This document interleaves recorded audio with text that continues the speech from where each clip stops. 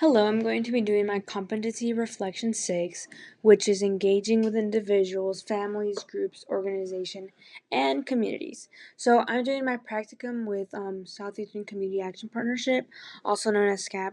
So during this presentation, you're going to be seeing SCAP often. And so question number 1 is describe how you use knowledge of human behavior and social environment, person environment, and other theoretical frameworks to work with clients and communities. So we did get to take 2 human behavior courses before entering during this practicum or during this process. So I did enjoy that, and then I got to again learn more about human behavior, all these different theories. So my understanding of human behavior, the social environment, and the the person environment perspective to act with clients. I can better understand the systematic elements, whether it be socioeconomic status, resources accessibility, community structures that affect people and families. Also, just having communication, talking to the client, asking them what is needed, what they have, what they don't have, depending on the situation. You can't just come up to somebody and ask them, their deepest, darkest secret either. But I basically use that type of knowledge to look at these communities.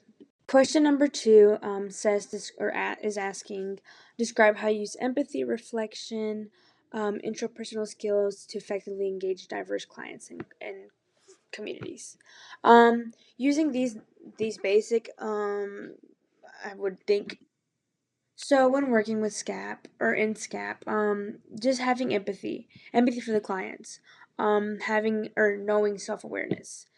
We learned about that in previous classes, and just having interpersonal skills. Interacting with these communities and these clients, you have to kind of, prepare yourself because you might see things that you've never seen before, and you can't be judging, obviously. So just using empathy and knowing the difference between empathy and sympathy, when working with a customer or client. I also like to listen, or active listening is important when communicating, or when talking or working with a client. And just because I'm creating the resource guide, I just think it's useful again to ask, what is needed, looking at information and statistics also. Just it's a process that is going to take me the whole semester. I'm sorry, most of the practicum, working with that, because I do also have other days where I'm, trying to go out and really engage with the clients, whether it be a resource hub or just going to a specific community. But basically, yeah, this is just a process to create this guide. And so here's an example of engaging with the community individuals. I just went to a resource guide, back in March. So here's me and Alexandra. We came representing SCAP. We had some of the swag from the organization that they offered. We also had sheets there, applications. Hopefully, anybody the people that came through were able to look at that and find it useful to apply. Again, it's just the purpose of SCAP is to help to create self-sufficiency for the person. Um, we help we we don't help with jobs. We better jobs, gain jobs, or help with school, basically. Alexandra said that repeatedly, and I keep trying to remember, but I can't. We did this with this county, so Robinson County, and then we also went to Columbus County.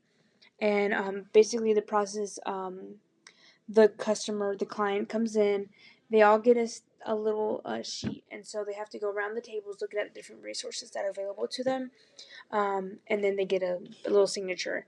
And then in these little stands, there are things being offered to them, and just an explanation of the organization and the different resources and services that can be obtained. And at the end, they get a bag of food. And so, if I remember clearly, that specific bag, there was eggs, chicken, seasoning, I think possibly even some. It was a recipe, basically. So they create a recipe and they buy the ingredients. And so we also got to do the same thing. We did this with, I believe, Pendrick County. uh, because my supervisor does the leftover money she usually uses to help the seniors, because we're not really there to help the seniors, and mostly 18 above, I believe. But yeah, we help anybody, but specifically we wanted to help the seniors, and we would go to their communities, or the nursing homes, to see what way we can help them.